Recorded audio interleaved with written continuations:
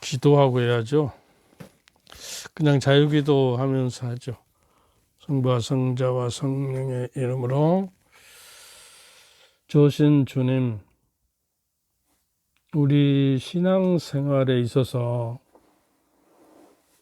가장 그 영성에 중요한 것은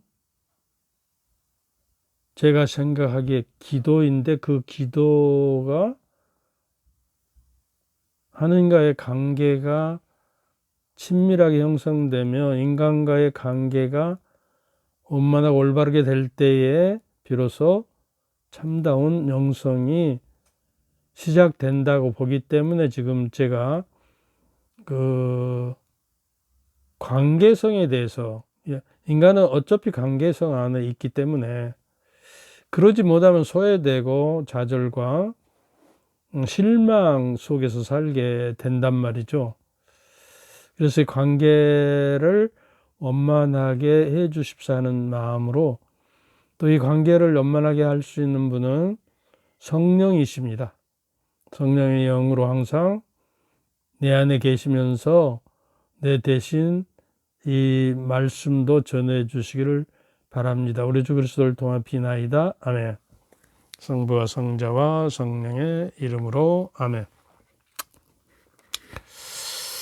이 시간에는 좀 아까도 지난 시간에 가치와 의미, 자율 뭐 이런 거 이야기를 했지만, 지난번에도 행복의 조건이 마치 육신의 영양 3대 요소가 탄수화물, 또 단백질, 또 지방이듯이 인간에게는 자유와 자율이죠.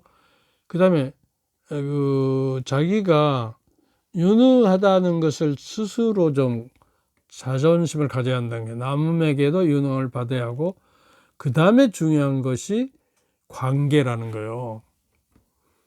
그래서 영성에서도 이 관계가 빼버리면 다 무너져 버리는 것이죠. 그래서 자본주의에서 돈이 흘러야 마치 몸에 피가 흐르듯이 우리 영성 관계가 신앙 관계에 있어서 행복 관계에서는 돈보다 중요한 것이, 돈처럼 중요한 게 가치와 의미와 자율성과 유능함과 관계성이다. 아시겠죠? 근데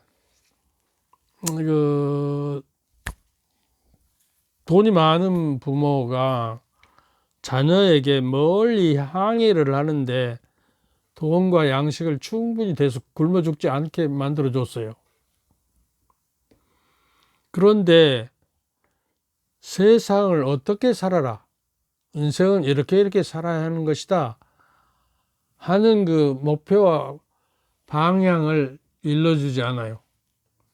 그러니까 항해를 하다가 목표를 찾아갈 수가 없어가 혼미하다가 좌절해버리는 거죠. 자초당해버리는 거죠. 그러나 다른 부모는 내가 돈은 많이 얻고 조그마한 양식과 돈을 주면서 그 대신 나침판을 준 거예요. 그러니까 이 사람은 양식이 부족하더라도 시간을 단축해서 목표를 향해서 갈 수가 있고, 목표를 뚜렷이 알았기 때문에 항해를 순조롭게 할 수가 있었고, 그 항구에 도착할 수가 있었다.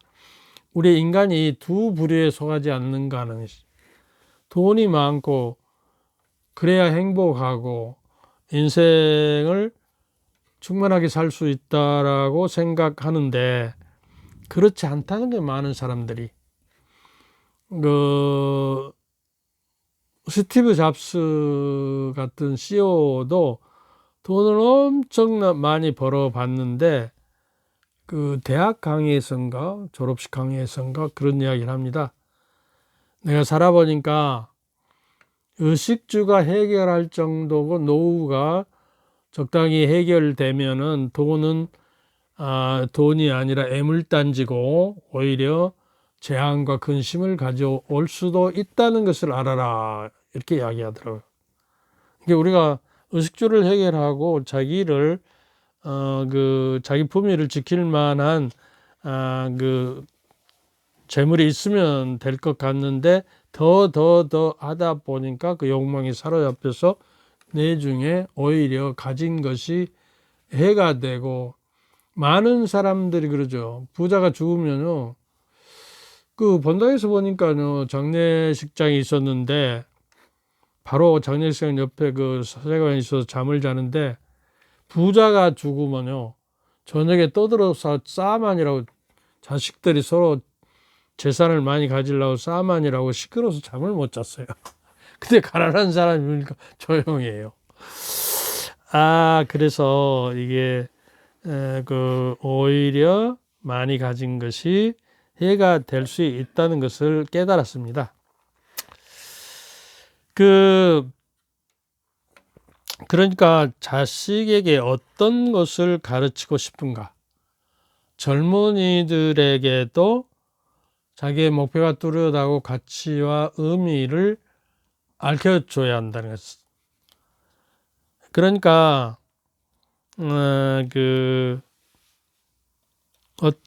내가 어떤 강론을 들어봤는데, 강의를 어떤 교수는 그런 책도 썼어요. 애들 그 학원 보낼 그 학원비를 어려서부터 그걸 모아서 장기 좋은데 투자를 시켜라. 그러면 대학생이 되고 사회에 진출할 때 종잣돈이 생겨서 뭐든지 도전할 수가 있다. 지금 학원 보내고 공부시키는 것들은 4차 산업에서는 아무 쓸모가 없다. 그건 AI가 다 하는 것이다. 할 수 있는 것이다. 영수도 그렇잖아요. 영어 이제 기계만 갖다 대면 이야기하면 여기서 한국말 하면 저쪽에서 영어로 알아듣고 이렇게 됐잖아, 벌써. 그런가 하면 이렇게 그 컴퓨터에서도 그 번역 키를 누르면 싹 번역되더라고요. 그리고 수학도 그렇습니다. 근데요, 4차 산업 때는 우리가 모르는 세계, 미지의 세계가 와요. 미지의 세계가 와서 지금까지 학생들에게 배우고 수능 시험 보고 했던 저게는 별로 쓸모가 없는 학문이 되어버렸다는 거예요, 이미. 그런데 우리는 목숨 걸고 거기다 저게 하잖아요, 지금. 그런데 기득권 때문에 이렇게 그 좋은 대학, S대학 막 이렇게 Y대학 찾잖아요. 근데 그것들을 서열이 깨져야 합니다. 근데 기득권 때문에 그 강력한 정치인들도 그걸 손대지 못하는 것 같습니다. 그래서 앞으로 우리가 우리 자신을 어디에 우리는 남을 바꾸려고 그러잖아요. 살면서.